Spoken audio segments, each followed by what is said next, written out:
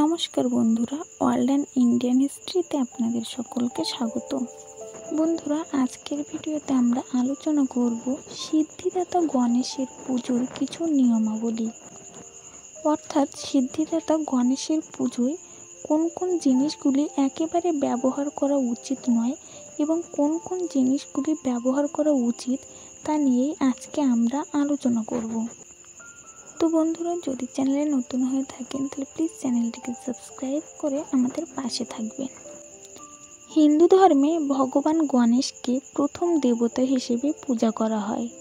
কোনো কাজ শুরু করার আগে ভগবান গণেশের পুজো ও তার আশীর্বাদ নেওয়া হয়ে থাকে। হিন্দু শাস্ত্র মতে প্রতি মাসে 2টি চতুর্থী পড়ে।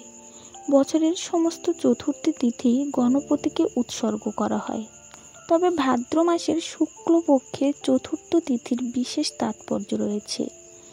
এই দিনটি গণেশ চতুর্থী বা বিনায়ক চতুর্থী নামে পরিচিত। এই দিন গণেশের জন্ম উৎসব উদযাপন করা হয়। প্রতি বছর মহা আড়ম্বরে দেশ জুড়ে গণেশ উৎসব পালিত হয়।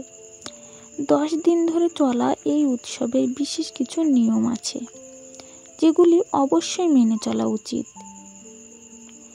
এমন কিছু জিনিস আছে যেগুলি গণেশ চতুর্থীর সময় ভগবান গণেশের পুজোয় ব্যবহার করা একেবারেই নিষিদ্ধ।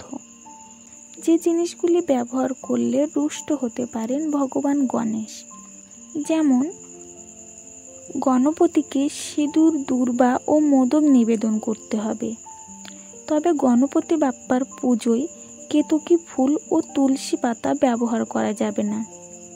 এছাড়াও গণপতি বাপ্পার পুজোয় বাসি বা শুকনো ফুল রাখা যাবে না।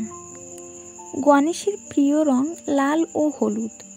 এই রঙের পোশাক পরেই পুজো করলে তুষ্ট হন সিদ্ধিদাতা গণেশ।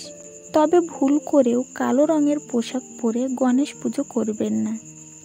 আপনি যদি কালো রঙের পোশাক পরে গণেশ পূজা করেন তাহলে আপনি কোনো ফল পাবেন না।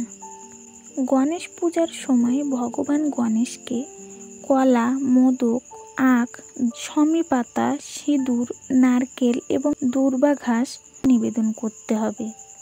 এই জিনিসগুলো নিবেদন করলেই ভগবান গণেশ খুশি হবেন এবং তার আশীর্বাদ সর্বদা ভক্তদের সঙ্গে থাকবেন।